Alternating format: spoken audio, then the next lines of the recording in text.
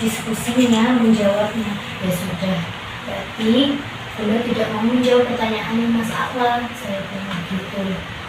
Terus dianya, gitu, tidak boleh seperti itu Mas Akmal, yang baik, Mas Akmal kan sudah besar.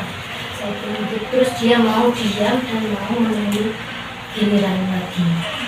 Itu saja.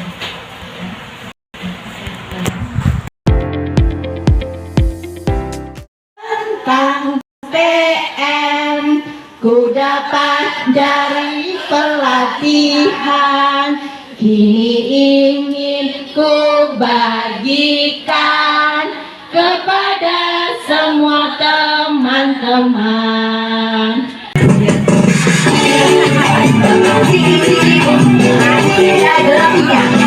Ada. Oh iya, saya yang selalu tiki-tiki bum, tiki-tiki bam bam, tiki-tiki bum, bam bam bum bum, bam bam bum, tiki-tiki bam bam bum. Semangat pagi. Pagi, pagi, pagi. Luar biasa. Bagaimana membangun kompetensi itu melalui 8 dimensi profil lulusan. Oke, siapa yang mau membantu saya bagaimana cara menghafal 8 profil lulusan? Mari kita terapkan 8 profil lulusan. Pertama, keimanan dan juga ketakwaan. Kedua, kewargaan. Tiga, penalaran kritis. Empat, kreativitas. Lima, kolaborasi. Enam, kemandirian. Tujuh, kesehatan. Delapan, komunikasi. Mari kita terapkan. Nah, sekarang bagaimana kita menerapkan 8 dimensi profil lulusan ini secara utuh? Karena tidak setiap hari kita bisa mencentang 8 profil lulusan ini, Bunda. Tidak bisa kita cakup semuanya, 8-8-nya, maka kita masukkan ke kokurikuler. Jika di dalam kokurikuler dan intra masih kurang seret panjenengan di 8 dimensi profil lulusan, masukkan ke ekstra. Contohnya apa? Di ekstra pramuka prasiaga, pemberan berbasis proyek. Monggo kemukakan pendapat Anda.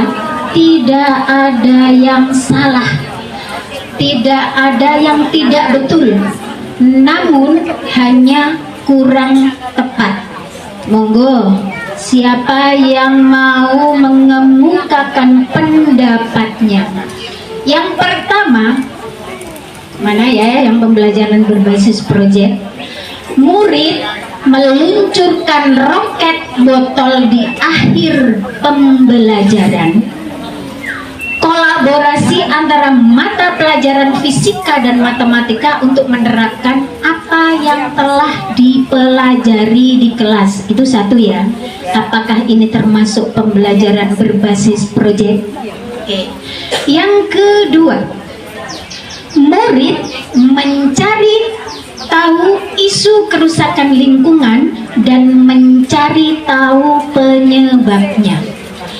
Setelah murid merencanakan sebuah kampanye peduli lingkungan kepada warga di sekitar lingkungan sekolah. Nah, setelah murid merencanakan sebuah kampanye peduli lingkungan kepada warga di sekitar lingkungan. Oke, yang ketiga, murid melakukan observasi mengenai sampah plastik yang meningkat dan diminta membuat poster memerangi sampah plastik dan digantung di kelas. Mana yang lebih tepat pembelajaran berbasis proyek ini antara 1, 2, dan 3? Ayo. Warahmatullahi wabarakatuh. Ayo kenal. Jawaban kami adalah yang nomor 3, karena menurut kami murid melakukan observasi mengenai sampah plastik. Jadi murid-murid mencari tahu dulu mengenai sampah-sampah plastik yang meningkat di lingkungan sekitarnya. Kemudian setelah mereka mengamati dari hasil pengamatan mereka, oh sampah itu seperti ini. Jadi mereka membuat poster untuk mereka gantung di kelas untuk memberitahu bahwasanya sampah plastik itu seperti ini, dampaknya begini. Mungkin menurut kami seperti itu. Terima kasih. Wassalamualaikum warahmatullahi wabarakatuh. Terima kasih. Ada lagi jawaban lain? Monggo Ibu. Oke.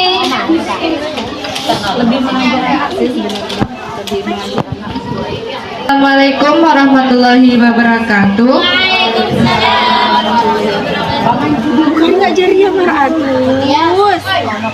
Perkenalkan, nama saya Saulani Sarela Tusiam, guru dari TK Aisyah 6. Nah, pendapat dari saya sendiri yaitu yang paling tepat mungkin yang paling tepat yang nomor 2, karena di sini yang dipertanyakan pembelajaran berbasis project, yaitu yang nomor 2 melibatkan murid untuk berpikir kritis, terus lakukan penelitian, perencanaan solusi, serta aksi nyata yang dimana murid bisa merencanakan sebuah kampanye peduli lingkungan terhadap warga sekitar maupun lingkungan sekolah. Baik, terima kasih. Oke, terima kasih. Oke, ada lagi yang satu belum terpilih. Apakah memang tidak seharusnya dipilih? Monggo, ada lagi jawaban yang lain. Dia merefleksi apakah dia naik roket, ternyata hanya meluncurkan roket botol yang aksinya tidak nyata ya Bunda. Ini hanya mainan, berarti itu hanya mengaplikasi atau dia memahami bagaimana cara membuat teknologi sederhana seperti itu. Oke. Tepuk tangan kepada kita semua yang tidak memilih satu. Hebat ya. Yang kedua, murid mencari tahu isu kerusakan lingkungan dan mencari tahu penyebabnya. Berarti ini memahami. Terus mengaplikasinya setelah murid merencanakan sebuah kampanye peduli lingkungan. Nah, ini mengaplikasi. Dia mengkampanyekan kepada warga sekitar lingkungan sekolah, berarti dia melakukan aksi nyata. Kampanye itu dilakukan oleh warga di sekitar lingkungan sekolah. Nah, ini berarti sudah mencakup ketiga-tiganya, memahami, mengaplikasi, dan merefleksi. Oke, apakah yang ketiga ini salah? Oke, kita gabungkan dengan deep learning. Murid melakukan observasi mengenai sampah plastik yang meningkat dan diminta membuat poster. Berarti ini memahami dan mengaplikasi. Mengaplikasi mereka membuat poster. Dilarang buang sampah. Kalau membuang sampah di sini dihantui setan. Nah, kayak gitu contoh-contohnya. Nah, setelah itu hanya digantung di kelas, tidak ada aksi nyata yang dia buat untuk melaksanakan aksi tersebut. Itu membuang sampah atau anak-anak bagaimana. Biasanya aksi nyata yang betul itu adalah bagaimana kita bisa menyampaikan kepada orang lain, bukan hanya kepada diri kita. Contohnya tadi kita kampanye ke masyarakat sekitar, atau bagaimana kita bisa menggerakkan teman kita sebaya untuk melaksanakan proyek tersebut.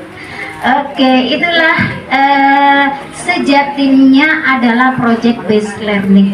Tidak hanya anak memahami dan mengaplikasi, namun harus ada refleksi nyata.